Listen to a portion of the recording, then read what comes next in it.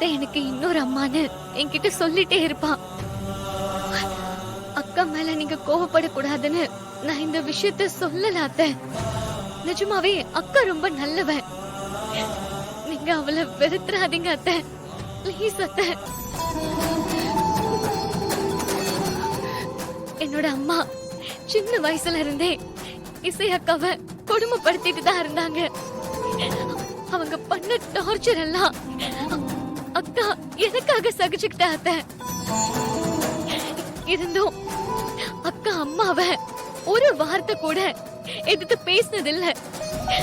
அக்கா பாவம் அத்தை. நீங்களாவது இசை அக்காவை புரிஞ்சுக்கோங்க அத்தை.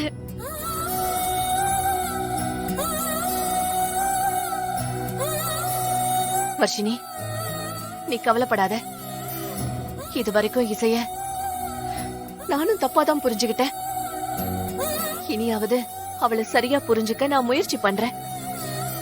இன்னொரு விஷயமா, இசைக்கு காது கேட்காதுன்ற விஷயம் எனக்கு தெரியும்னு நீ இசை கிட்ட சொல்லிடாத. நான் சொல்லல அத்தை. ஆனா நீங்க அக்கா மேல. ஐயோ, பயப்படாத வர்ஷினி.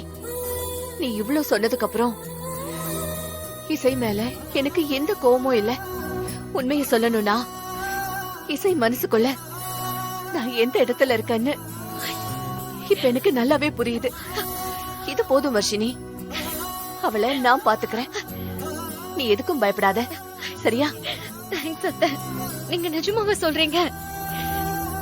இது மட்டும் அக்காவுக்கு தெரிஞ்சா எவ்வளவு சந்தோஷப்படுவா தெரியுமா?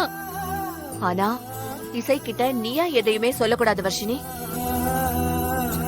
காலப்போக்குல தானாவே புரிஞ்சுக்கட்டும். இல்ல அத்தை, நான் கண்டிப்பா சொல்ல மாட்டேன். என்ன நீங்க நம்பலாம். இசை மட்டும் இல்ல வர்ஷினி, உன்னையும் நான் நல்லா பாத்துப்பேன். நீங்க ரெண்டு பேருமே அந்த கடவுள் எனக்கு கொடுத்த வரம். அத நான் மிஸ் பண்ணவே மாட்டேன்.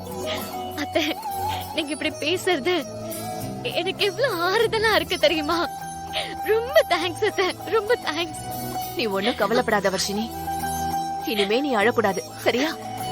என் மருமகங்க ரெண்டு பேருமே என்னைக்குமே சந்தோஷமா இருக்கணும், புரியுதா?